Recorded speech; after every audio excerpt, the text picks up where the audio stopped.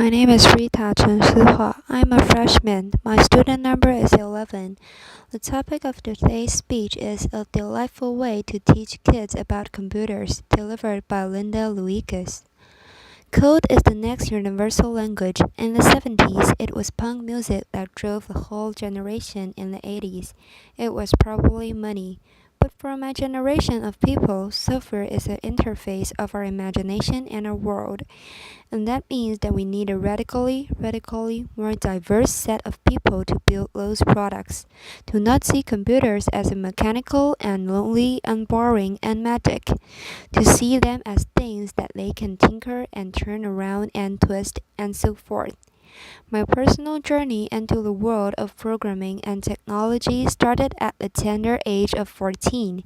I had this mad teenage crush on an old man, and the older man in question just happened to be then Vice President of the United States, Mr. Al Gore. And I did what every single teenage girl would want to do. I wanted to somehow express all of this stuff, so I built him a website. It's over here. And in 2001, there's no Tumblr, there's no Facebook, there's no Pinterest. So I needed to learn to code in order to express all of this longing and loving. And that is how programming started for me. It started as a means of self-expression, just like when I was smaller, I would use crayons and Legos. And when I was older, I would use guitar lessons and theater plays. But then there are other things to get excited about, like poetry and knitting socks and conjugating French irregular verbs and coming up with make-believe worlds and Bertrand Russell and his philosophy.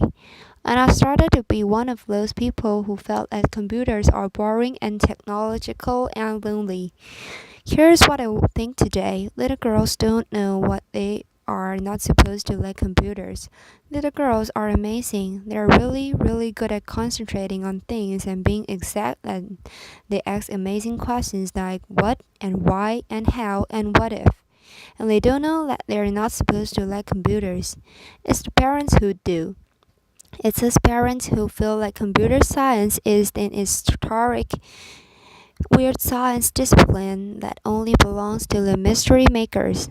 That it's almost as far removed from everyday life as, say, nuclear physics. And they're partly right about that. There is a lot of syntax and controls and data structures and algorithms and practices, protocols and paradigms in programming.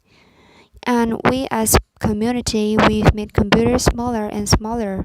We've built layers and layers of abstractions on top of each other between the man and the machine to the point that we no longer have any idea about computers' work or how to talk to them.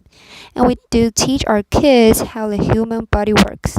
We teach them how the combustion engine functions, and we even tell them that if you want to really be an astronaut, you can become one. But when the kid comes to us and asks, so what is a bubble sort algorithm?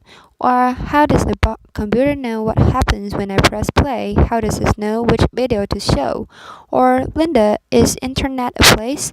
We adults, we grow oddly silent. It's magic, some of us said. It's too complicated, the others say.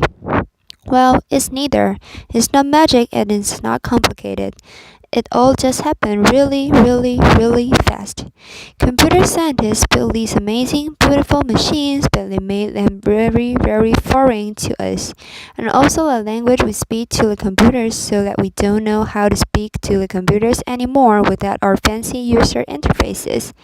And that's why no one recognizes that when I was conjugating French irregular verbs, I was actually practicing my pattern recognition skills. And when I was excited about knitting, I actually was following a sequence of symbolic commands that included loops inside of them. And that Bertrand Russell's lifelong quest to find an exact language between English and mathematics found its home inside a computer. I was a programmer, but no one knew it. The kids of today learn to tap, swipe, and pinch their way through the world. But unless we give them tools to build with computers, we're raising only consumers instead of creators. This whole class led to me this little girl. Her name is Ruby. She's 6 years old. She's completely fearless, imaginative, and a little bit bossy. And every time I would run into a problem in trying to teach myself programming, like what is object-oriented design or what is garbage collection, I would try to imagine how a 6-year-old little girl would explain the problem. And I wrote a book about her and I illustrated it, and things Ruby taught me to go like this. Ruby taught me that you're not supposed to be afraid of the bugs under your bed.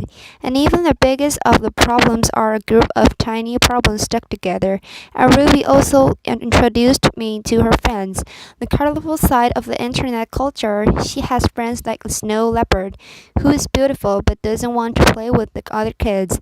And she has friends like green robots that are really friendly but super messy. And she has friends like Linux the penguin, who's really ruthless, efficient but somewhat hard to understand, and idealistic foxes, and so on. In Ruby's world, you learn technology through play, and for instance, computers are really good at repeating stuff.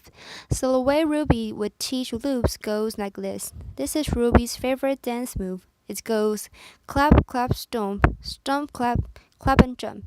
And you learn counter loops by repeating that 4 times. And you learn while loops by repeating that sequence while I'm standing on one leg. And you learn until loops by repeating that sequence until mom gets really mad. Laughter. And most of all, you learn that there are no ready answers. When I'm coming up with a curriculum for Ruby's World, I needed to really ask the kids how they see the world and what kinds of questions they have, and I would organize play testing sessions. I would start by showing the kids these 4 pictures. I would show them a picture of a car, a grocery store, a dog, and a toilet. And I would ask, which one of these do you think is a computer? And the kids would be very conservative and go, none of these is a computer. I know what a computer is. It's that glowing box in front of which mom or dad spends way too much time. But then we would talk and we would discover that actually a car is a computer. It has a navigation system inside of it. And a dog might not be a computer, but it has a color, and the color might have a computer inside of it.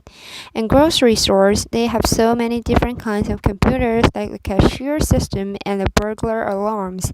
And kids, you know what? In Japan, toilets are computers and there's even hackers who hack them. Laughter. And we go further and I give them these little stickers with an on-off button on them. And I tell the kids, today you have this magic ability to make anything in this room into a computer. And again, the kids go, sounds really hard, I don't know the answer for this. But I tell them, don't worry, your parents don't know the right answer either. They've just started to hear about this thing called the Internet of Things. But you kids, you're going to be the ones who are really going to live up in a world where everything is a computer. And then I had this little girl who came to me and took a bicycle lamp, and she said, this bicycle lamp, if it were a computer, it would change colors. And I said, that's a really good idea. What else could it do? And she thinks and she thinks and she goes, if this bicycle lamp were a computer, I would go on a biking trip with my father, and we would sleep in a tent, and this biking lamp would also be a movie projector. And that's the moment I'm looking for. The moment when the kid realized that the world is definitely not ready yet. That a really awesome way of making the world more ready is by building technology, and that each one of us can be a part of that change. Finally, story. We also built a computer, and we got to know the bossy CPU and the helpful RAM and ROM that help it remember everything. And after we've assembled our computer together, we also designed an application for it. And my favorite story is this little boy. He's 6 years old, and his favorite things in the world is to be an astronaut. And the boy, he has these huge headphones on, and he's completely immersed in his tiny paper computer because, you see, he's built his own intergalactic planetary navigation application. And his father, the lone astronaut in the Martian orbit, is on the other side of the room, and the boy's important mission is to bring the father safely back to Earth. And these kids are going to have a profoundly different view of the world and the way we build it with technology.